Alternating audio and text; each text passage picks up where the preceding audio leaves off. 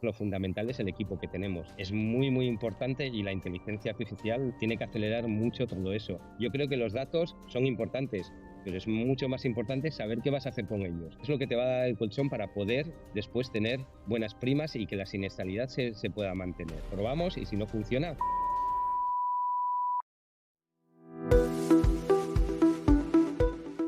Bienvenidos a la temporada 4 de Historias Aseguradas, el podcast donde analizamos lo que está moviendo al sector asegurador en España. Soy Martín, CEO de Folium, y en cada episodio, junto a expertos y profesionales del sector, conversamos para entender la actualidad, los retos y la visión de futuro de temáticas relevantes para el sector asegurador. Si eres un profesional del sector y quieres estar al día de las tendencias, quédate a escucharnos. Vamos por ello. Hola a todos y bienvenidos a un nuevo episodio de Historias Aseguradas. Tengo el placer hoy de estar conversando con Andoni Palomino, el consejero delegado de Brokers 88, Correduría de Seguros. Andoni, ¿qué tal? Muy buenas. Buenas, Martín, ¿qué tal? ¿Cómo estás? Pues encantado, con mucho gusto y con un gran honor de poder estar conversando hoy. Lo mismo digo. Excelente. Si quieres, para romper el hielo, llevas muchos años vinculados al sector asegurador y particularmente también a Brokers 88. Cuéntanos un poquito de tu recorrido profesional y qué es lo que implica liderar hoy Brokers 88. Pues sí, llevo bastante tiempo. Broker 88 es una empresa familiar. Mi padre fue uno de los fundadores y yo con 17 años me fui a trabajar a la oficina que teníamos en Sevilla en el año 88 también, nada más empezar. Bueno, fui a aprender allí de comercial y luego he ido pasando por las oficinas que teníamos en Bilbao, abrí una oficina en Valencia también.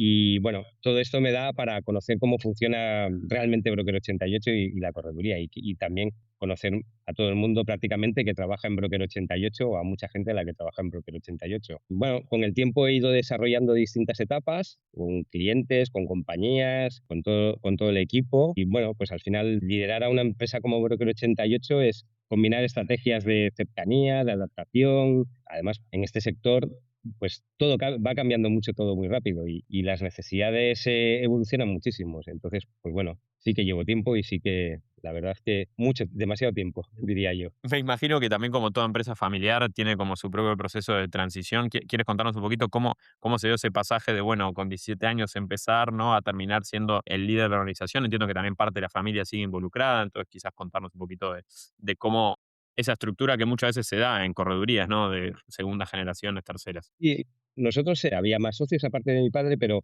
sí que es cierto que, bueno, yo empecé desde muy, muy pronto y sí que también luego hay parte de mi familia, como mi hermano, mi tío, que están dentro de Broker 88 y dentro de la organización y evidentemente eso te ayuda bastante, además, es algo muy importante, por lo menos para mí es muy importante. Todo el proceso de evolución yo creo que es un proceso natural y que se van dando ciertos pasos que te hacen llegar hasta allí sin mucho planteamiento, sino que han ido evolucionando las cosas y se han ido dando así.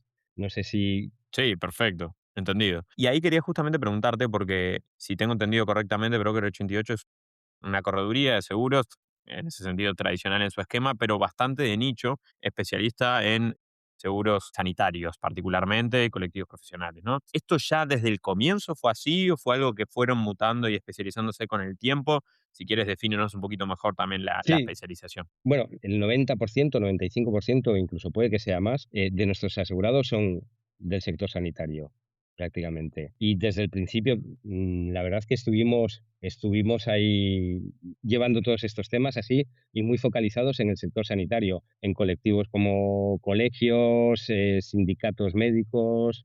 Era, bueno, es un paso, o sea, es algo que al final te hace conocerlos muy bien, saber qué es lo que necesitan, estar muy involucrado con ellos, ayudarles tanto ellos a ti como tú a ellos. Y bueno, yo creo que desde siempre hemos estado vinculados, muy vinculados. Y esto te da, pues eso, un conocimiento muy amplio sobre esos colectivos y te ayuda mucho. Claro, o sea que siempre desde ese comienzo tuvieron como esta visión de especialización y entiendo que también han crecido también en múltiples oficinas, en múltiples locaciones. Hoy son algo así como 40 empleados. ¿Cómo nutren, digamos, a ese tipo de cliente quizás con una oferta integral? O sea, ¿qué es lo que logran que este colectivo realmente los escoja a vosotros por sobre otras opciones que puedan existir? Yo creo que es el conocimiento sobre lo que necesitan y la innovación que nosotros vamos poniendo dentro de ese conocimiento. Que tú al final estés con ellos, sepan qué es lo que quieres, cuando vas a hablar con una compañía, les puedes llevar una oferta mucho más centrada, mucho más sobre lo que ellos de valor que a lo mejor pues alguien que está pues a lo mejor viendo un día es un psicólogo, otro día es un fontanero y otro día es un... El tener eso es importante. Luego el sector sanitario tiene otra cosa muy importante también, que está más concienciado de cara a ciertas preocupaciones, como puede ser la baja laboral, las bajas laborales, las están viendo cada día, la muerte. Bueno, es un tema que están más concienciados y además requieren de un conocimiento bastante... Sus necesidades son otras distintas a lo mejor a lo que puedan necesitar pues otro tipo de colectivo. Evidentemente Claro. cada colectivo tiene sus prioridades y sus cosas y conocerlas es muy importante. Y eso yo creo que es lo que nos ha ayudado, ya te digo, tanto como para sacar productos, para hablar con las aseguradoras en un momento dado, como para ofrecerles a ellos. Y siempre desde un punto de vista también de innovar cosas, de estar pensando cosas diferentes. Bueno, ahí también me comentaba justamente que parte del desarrollo les ha implicado montar una agencia de suscripción para atender cierto nicho en particular, ¿no? Y ahí quería preguntarte, en cierta medida, muchas veces se asocia, y ahora ya me contarás justamente de esta agencia de suscripción, muchas veces se asocia a estos colectivos profesionales con una mutua y que la mutua le Ujú. sirve a esos colectivos. Puede ser como que en cierta medida compitan de alguna forma con la mutua de los ciertos profesionales, médico, por ejemplo, que bueno, justamente es bastante fuerte. Completamente. Competimos entre otras con mutuas y la competencia además, ellos también lo hacen bien, lo hacen muy bien. Hay otras corredurías que también están dentro del sector sanitario que también lo hacen muy bien. Bueno, primero que yo creo que hay campo para todo el mundo, es decir, que al final todo tiene cabida y es importante, pero las mutuas sí que es cierto que quizás, y ciertas corredurías así más grandes, son mucho más estancas y mucho más difíciles de mover ciertas cosas y ciertas necesidades. Nosotros si tenemos algo aparte de la tecnología es la agilidad, es decir, somos muy rápidos en sacar cosas, en hacer muchos proyectos diferentes, en ver cuáles funcionan, cuáles no. Tienes prueba y error de muchas cosas y eso también es muy importante. Y al final es también lo que te lleva a ver, pues bueno, a lo mejor donde te has equivocado, puedes rectificar rápidamente, pero si no te equivocas, evidentemente no, es complicado, es muy Claro. complicado.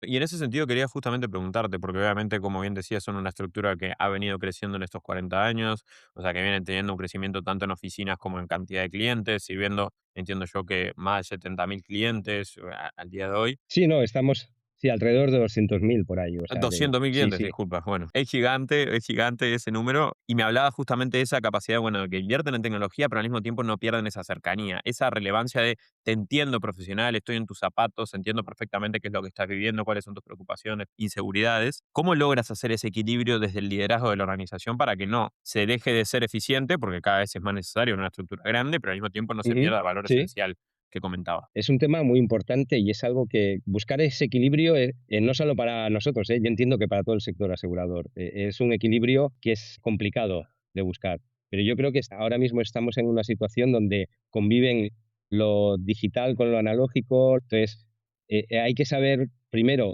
dónde o cómo llamar la atención y demás, pero llega un momento en que eso se corta y pasa al comercial. Nosotros tenemos, aparte de que tenemos muchos comerciales, que están a pie de calle, que van a ver a los asegurados o bien por videoconferencia. Y es algo que para nosotros es primordial, el que ese equipo esté bien formado, conozca bien cuáles son las necesidades del colectivo al que va a ver, si es un psicólogo, si es un podólogo, si es un médico, si es un mediador, un trabajador social, que conozca bien cuál es su necesidad. Y para eso, para nosotros, lo fundamental es el equipo que tenemos. Un equipo a pie de calle o que está constantemente apoyando a todo este sistema digital que estamos montando. Yo creo que lo uno no podría darse sin lo otro. Total. Y ahí, digamos, como que se habla mucho de esta capacidad de que el profesional de la distribución, en este caso, ¿no? El comercial con el que está hablando con el profesional sanitario de turno, digamos, de los diferentes, pueda justamente tener más tiempo para poder conversar con esos clientes, que pueda tener más tiempo para poder realizar esas gestiones y no tanto así con la labor administrativa. ¿Tú todavía ves y crees que hay mucha labor, entre comillas, manual administrativa que está disminuyendo la eficiencia del propio broker? Es decir, ¿que hay espacio de automatización todavía? ¿O crees que en el lugar donde está ahora se está bien y bueno, la mayor parte ya fue cubierta. No, yo creo que no está bien, es decir, pero lo que pasa es que hay que ir haciéndolo, entiendo yo, poco a poco y bien hecho. Hay muchas cosas todavía, muchísimas. Es decir, esto no ha hecho, para mí, no ha hecho más que empezar. Todavía estamos empezando a andar con el tema este. Entonces, yo creo que el desarrollo, la capacidad y lo que nos puede llegar a ayudar, todo lo que es todo esto, es brutal, es brutal. Ujú. Y va a ser muy importante de aquí a unos años. Y además va a ser necesario, obligado, no más que necesario, obligado si quieres estar ahí. Yo creo que es algo que es fundamental. Creo que en cierta medida, obviamente no lo viví de primera mano, pero la revolución de Internet puso en cuestionamiento cómo se iban a llevar las relaciones en todas las industrias entre clientes y empresas, ¿no? Claramente, quizás algunos veían al Internet como, bueno, se termina la relación empresa-persona y todo pasa por el entorno digital. Eso con el diario de hoy sabemos que no fue así, pero sí que muchos puntos de contacto se digitalizaron. Y eso permite que Sí, la relación sea más eficiente. Hoy estamos en la era de la inteligencia artificial, donde las capacidades de los asistentes de inteligencia artificial realmente son cada vez más poderosas y permiten hacer tareas que anteriormente quizás no era viable. ¿Dónde crees que está esa frontera entre lo que seguirán haciendo las personas en lo que respecta a la mediación de seguros? No nos vamos a poner más filosóficos de lo que ya es la pregunta. sí. ¿Y cuáles son aquellas tareas donde ves que hay un muy buen espacio justamente para la inteligencia artificial? Bueno, hay muchas tareas repetitivas, evidentemente, eso está por descontado. Tareas donde no se aporta un cierto valor, es decir, hay cosas que no tienen ningún valor, las haces porque las tienes que hacer y ya está ahí. Es decir, no vas a aportar nada. Yo creo que es muy importante y la inteligencia artificial tiene que acelerar mucho todo eso, incluso con el tema de datos, con el tema es súper importante porque los datos, otra cosa es que como decíamos antes, oye, va a sustituir, yo creo que los datos son importantes, pero es mucho más importante saber qué vas a hacer con ellos, con esos datos. Entonces, ahí es donde entra lo mismo que creo que lo has dicho tú bastante bien. Nos va a ayudar a quitar trabajo que no aporta valor para poder dedicarnos de verdad al trabajo que pueda llegar a aportar valor.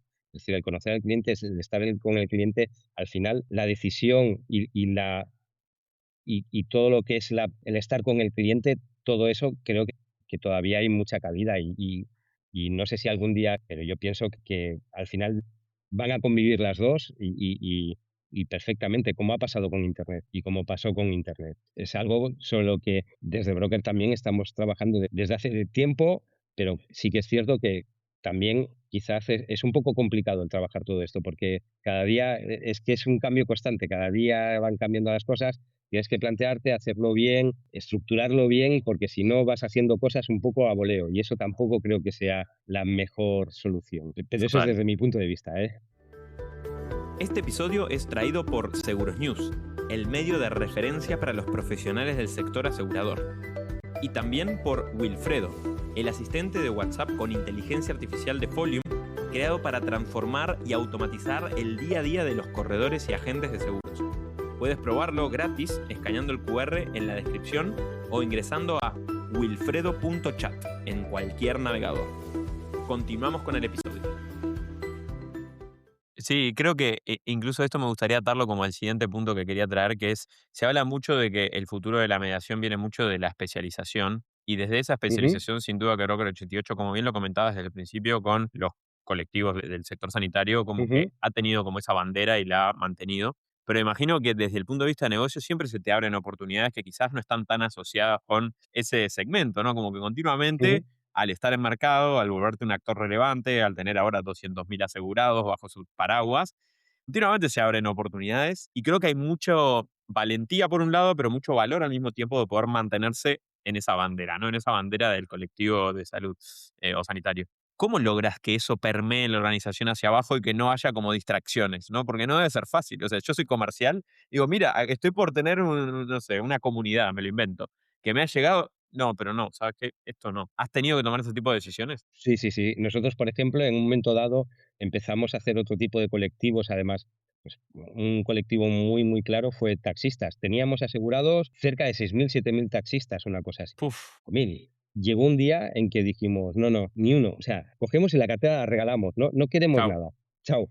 Porque lo que te genera de trabajo en comparación con lo otro es no tiene, o sea, es que te consume muchísimos recursos en la organización para dejarte un margen demasiado pequeño en comparación con otros colectivos que estás trabajando.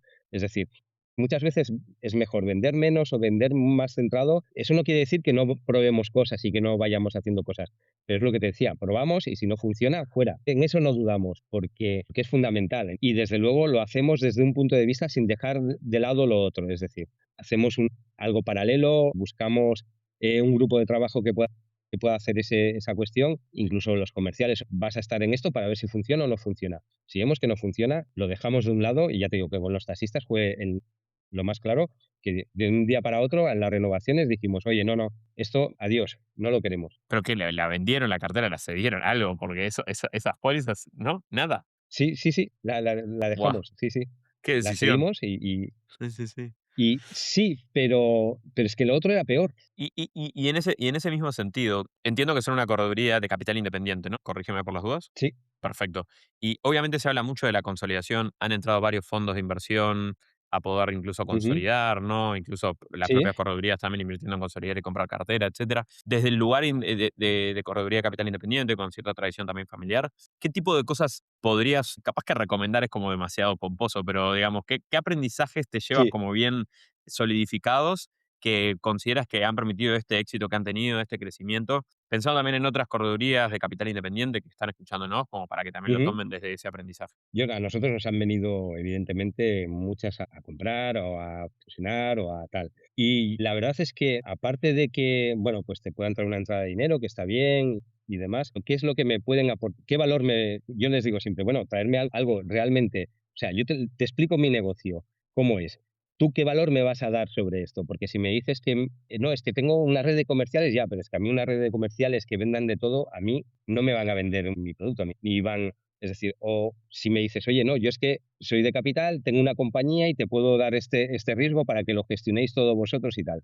Pero no ha venido de momento o no ha sido nunca así. Es decir, si tú lo haces bien, lo haces mejor, que no te van a poder aportar más que un tema económico, tienes que valorar. Evidentemente es importante también el tema económico y puede ser en ciertos momentos también pues, interesante, pero si no, yo no lo acabo de ver, porque no, es decir, ¿qué es lo que me puedes aportar tú a mí? Tú vienes a mí, dime qué me vas a aportar. Yo no te tengo que decir qué es lo que te voy a aportar, porque tú has venido a mí. Eso es desde nuestro punto de vista. Yo creo que es fundamental también, y luego además todos ellos, evidentemente, te cuentan su película y cómo lo han vivido, pero si tú estás muy centrado en lo que quieres, en lo que sabes y sabes cómo hacerlo, sabes si te pueden aportar algo o no. Entonces, ahí ya cada uno después debe tomar la decisión que crea mejor. Las decisiones es algo que además que nunca vas a saber si has acertado o no has acertado, o sea que tira para adelante y nadie te va a decir lo has hecho bien o lo has hecho mal ahí, porque Totalmente. no lo sabes.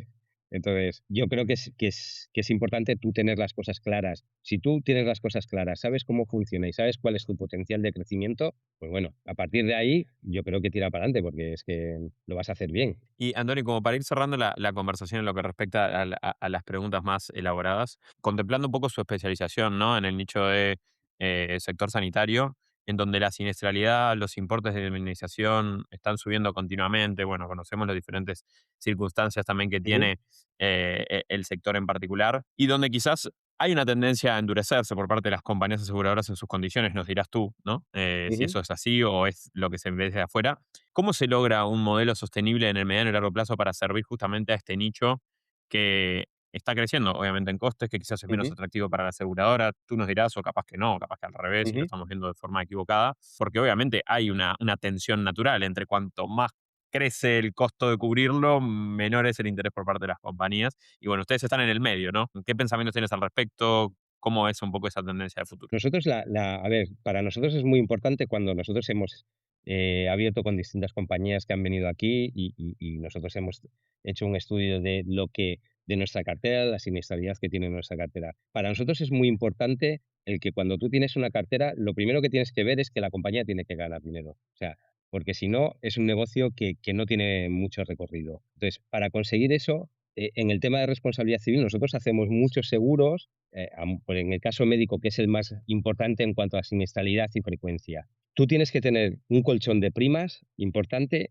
con muy poco siniestro. Para eso tienes que trabajar no solamente los que son más atractivos, un cirujano plástico que paga 4.000 o 5.000 euros, un ginecólogo que puede estar en 6.000, 7.000. Tienes que trabajar esos, que es muy goloso, pero también tienes que trabajar muchos de los otros, porque es lo que te va a dar el colchón para poder después tener buenas primas y que la siniestralidad se pueda mantener. Si no, es muy complicado. Nosotros trabajamos en las dos vertientes, hacemos muchísimas pólizas, que son pólizas para médicos de 50, 60 euros, 70 euros, 100 euros, y luego hacemos también de 5.000, de 6.000, de tal. Pero tenemos muchísimas, miles de pólizas con primas que son de 100, 100 y pico, pero que no tienen siniestralidad, o que la siniestralidad está muy, muy controlada. Entonces, eso te da para decir, oye, no, porque si yo me voy solamente a los ginecólogos, como negocio es un negocio, para ti es un negocio bueno, pero como venga un siniestro como el que ha habido hace poco de 6 millones de euros, la compañía lo va a pasar mal. Estupendo. Andoni, la verdad que espectacular conversación. Gracias por comentar un poco, primeramente el éxito que vienen teniendo, también un poco de la parte más desde adentro de esas entrañas, ¿no? De decisión, de que lograron ahí también posicionarse con el tiempo con una correduría independiente muy exitosa. Y quiero pasar a la última parte del programa, que son una serie de preguntas cortitas, que la idea es que respondamos en formato ping-pong. Si te parece bien, vamos Sí, por ello. venga, vamos. Y ahora, el ping-pong de preguntas. Bueno, si tuviéramos que definir al seguro en una sola palabra, ¿cuál sería? Para mí, responsabilidad. Perfecto. Y lo hilo a responsabilidad, que es donde nosotros somos más fuertes. Para mí es una responsabilidad frente al cliente, compromiso, es decir, para mí es eso, es muy importante. ¿Cuál consideras que es tu mayor fortaleza profesional? Yo creo que la innovación, ¿Prefieres un ambiente remoto o presencial? pues una mezcla, híbrido. Híbrido. Para ciertas cosas va bien el estar presencial y para otras te permite mucho el estar en remoto. Yo creo que lo ideal es un híbrido. Perfecto. ¿Una predicción atrevida para el 2030, para dentro de 4 años del sector asegurador, que puedas darnos? Sí, yo creo que veo a los seguros como más predictivos, más, sobre todo a los profesionales, mucho más personalizados. Creo que vamos a ir por ahí, a poder sacar seguros que sean mucho más personalizados y mucho más predictivos. Excelente. Bueno, y si tuvieras que escoger un referente, Yo, una persona que hubiera, o sea, que hubiera construido una empresa que hubiera durado en el tiempo y que fuera innovadora. Ese sería, no sé si, por ejemplo, Steve Jobs sería un claro, pero me imagino que todo el mundo querrá cenar con él y si alguna bueno, vez está tú entre tenés el nosotros, ticket. El ticket lo será debes tú. complicado cenar con él, pero bueno. Pero bueno, es parte de... ¿Un libro para recomendar? ¿Un libro que...? Pues un libro, a mí hay un libro que me gusta mucho que es Girando la Rueda y que he aprendido bastante no sé si lo conoces, pero es un estudio sobre las empresas que han sabido mantener su valor y crecer, o sea, que ser innovadoras, mantener su valor durante un largo periodo de tiempo. Excelente. ¿Y cuál dirías que es la banda sonora, llámese banda, disco, canción, para elegir? No sé, a mí me gusta mucho el rock and roll y también me gusta mucho cualquiera de Queen, me parece que sería una buena banda sonora. Excelente. Y bueno, y por último, si tuviéramos la posibilidad de hablar con Netflix para hacer una serie sobre el sector asegurador, ¿crees que tendremos suerte o que en realidad el sector no es lo suficientemente atractivo para hacer una serie de Netflix? Yo creo que para hacer una serie de Netflix daría, pero una serie de verdad, yo creo que sí, daría mucho. Antonio, muchísimas gracias por este espacio y por prestarte a esta entrevista. Y bueno, nos encontramos en el próximo episodio, si te parece bien. Perfecto, pues muchísimas gracias a ti, es un placer haber estado aquí, la verdad es que además el resto de podcasts que tenéis ahí, la gente es súper potente y para mí es un orgullo estar aquí. Excelente. Muchísimas gracias. Hasta la próxima. A ti, Martín. Chao. Esto ha sido Historias Aseguradas, el podcast donde exploramos el presente y futuro de la distribución de seguros. Recuerda que publicamos nuevos episodios cada 2 semanas, los lunes. Suscríbete en Spotify o en YouTube para no perderte ninguna conversación clave del sector. Nos vemos en el próximo episodio.